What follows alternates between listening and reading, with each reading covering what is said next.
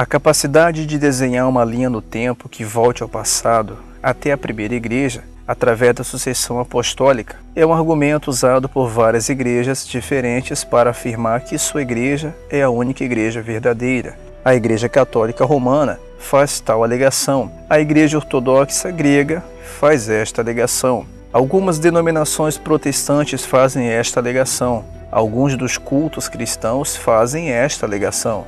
Como saberemos que igreja é a correta? A resposta bíblica é: isto não importa. A primeira igreja, seu crescimento, doutrinas e práticas foram registradas para nós no Novo Testamento. Jesus, assim como seus apóstolos, previram que falsos mestres se levantariam. E sim, é visível em algumas epístolas do Novo Testamento que estes apóstolos tiveram que lutar contra falsos mestres ainda no passado. Ter um pedigree de sucessão apostólica ou ser capaz de encontrar as raízes de uma igreja no passado, na primeira igreja, não é algo que esteja dito em lugar algum das Escrituras como um teste para ser a verdadeira igreja. Mas as Escrituras registram repetidas comparações entre o que um falso mestre ensina e o que a primeira igreja ensinava. Se uma igreja é a igreja verdadeira ou não, é determinado se compararmos seus ensinamentos e práticas com os da igreja do Novo Testamento, como registrado nas Escrituras. Por exemplo, em Atos 20, versículo 17 ao 38, o apóstolo Paulo tem uma oportunidade de falar aos líderes da igreja na grande cidade de Éfeso uma última vez, face a face. Nesta passagem, ele os adverte que falsos mestres não somente surgiriam entre eles, mas também dentre eles. Paulo não expressa o ensino de que eles deveriam seguir a primeira igreja organizada como segurança para a verdade, mas ele os encomenda a segurança de Deus e a palavra de sua graça. Por esta razão, a verdade poderia ser determinada ao se depender de Deus e da palavra de sua graça, ou seja, as Escrituras. Veja em João capítulo 10, versículo 35.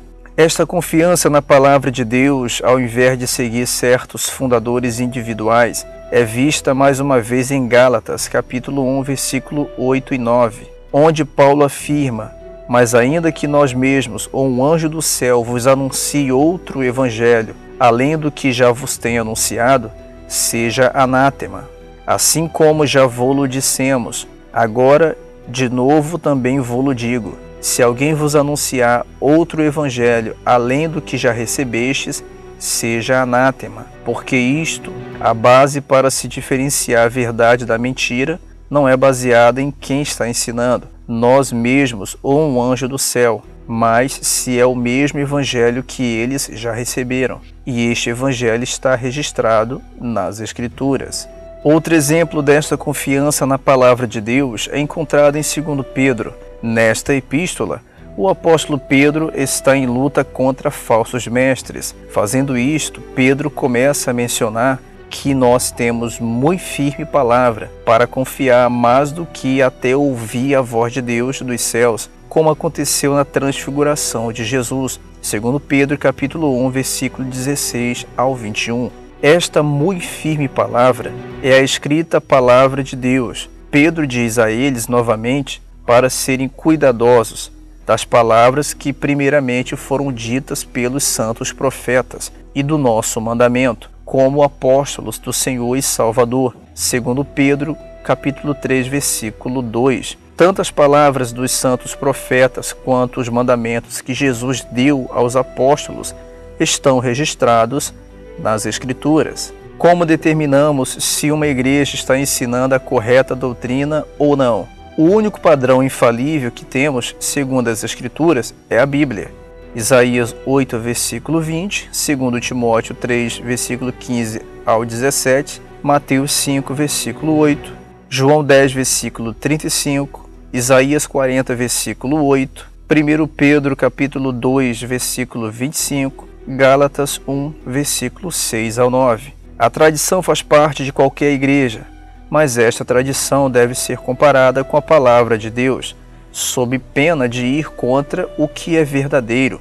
Marcos capítulo 7, versículo 1 ao 13.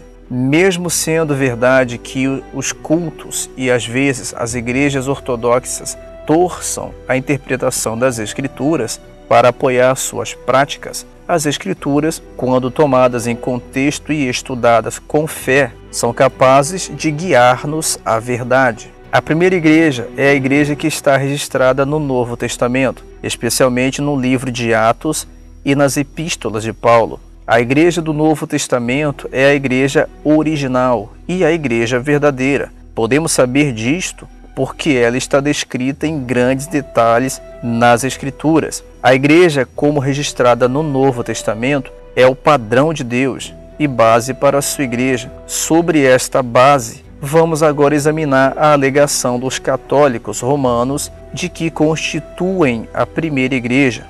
Em nenhum lugar do Novo Testamento encontraremos a única igreja verdadeira, fazendo qualquer das seguintes coisas: orando a Maria, orando aos santos, venerando Maria, submetendo-se ao Papa, tendo um sacerdócio selecionado, batizando um bebê, observando as ordenanças do batismo e a ceia do Senhor como sacramentos, ou passando a autoridade apostólica a sucessores dos apóstolos. Todos estes são elementos centrais da fé católica romana. Se a maioria dos elementos centrais da Igreja Católica Romana não são praticados pela Igreja do Novo Testamento, a primeira e única igreja verdadeira, como então pode a Igreja Católica Romana ser a primeira igreja? Um estudo do Novo Testamento claramente revelará que a Igreja Católica Romana não é a mesma igreja descrita no Novo Testamento. O Novo Testamento registra a história da igreja desde aproximadamente 30 anos depois de Cristo a aproximadamente 90 anos depois de Cristo. No segundo, terceiro e quarto século, a história registra várias doutrinas e práticas católicas romanas entre os cristãos primitivos. Não é lógico que fosse mais provável que os cristãos primitivos entendessem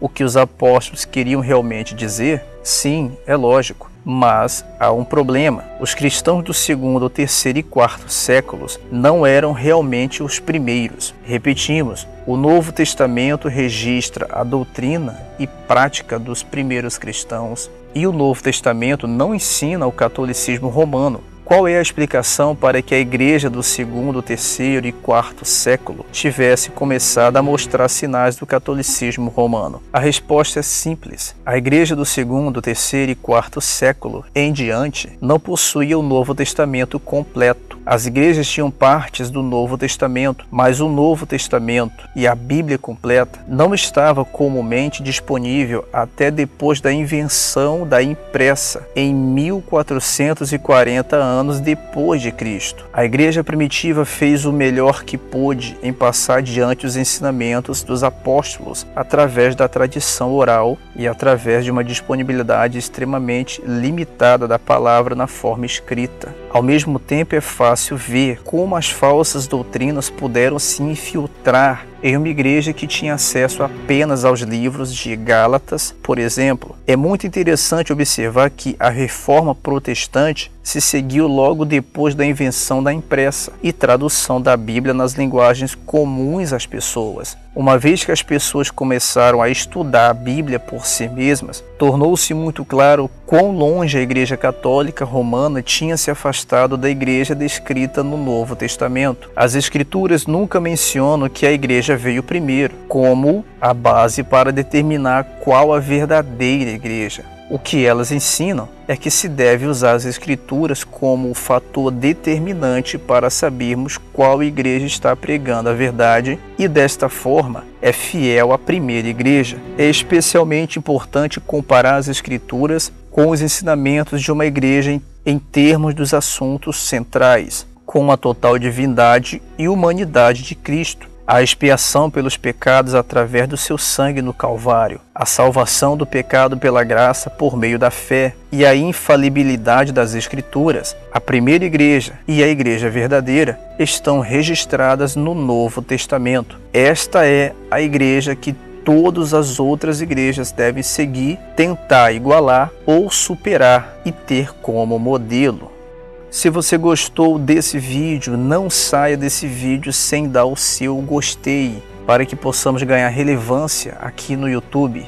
Compartilhe esse vídeo nas redes sociais de sua preferência. Se você tem uma opinião a dar, deixe a sua opinião nesse vídeo, deixando o seu comentário. E se você ainda não é um patrocinador do canal Guardei a Fé, seja um patrocinador do nosso canal no Patreon. O link está na descrição desse vídeo.